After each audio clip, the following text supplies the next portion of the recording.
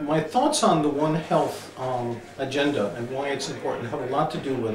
with balance. If you really take a look at the amount of emphasis that have been looked at emerging infectious diseases and how a lot of attention has been given to biosecurity, even bioterrorism on the one side, which really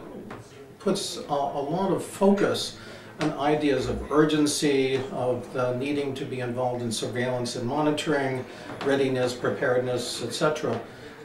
That's great on the one side, but the question is, how do you get buy-in from local populations?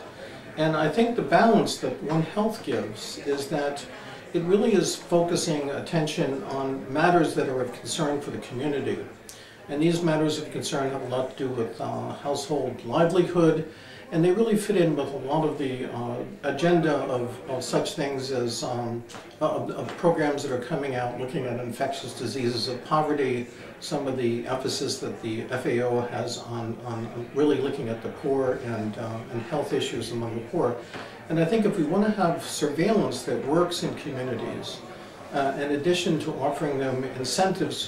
for such things as culling, if we're going to be culling their livestock, we also have to get buy-in that the health programs are really interested in things that interest the community as well. And if the community is interested in poultry, for example, as a means of livelihood, then we really have to be working on issues that convey to the community that this is the attention, that it's really the health of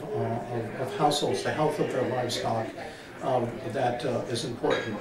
The other issue that I would just raise very briefly is that if we want to have One Health work, it's going to take time, it's going to take, of course, sustained funding, but it's also going to take cultural brokering between different groups of people who haven't worked together before. So it's not just working together with people involved in health and veterinary medicine, but it's also trying to get the community involved in kind of participatory epidemiology and getting people to be thinking cross-disciplinary as well as thinking in terms of how to involve the community. And in principle, that's what One Health could deliver if it's afforded the opportunity, giving people in the community a sense that this agenda is going to serve local needs and not just international needs having to do with security and commerce on a grand scale.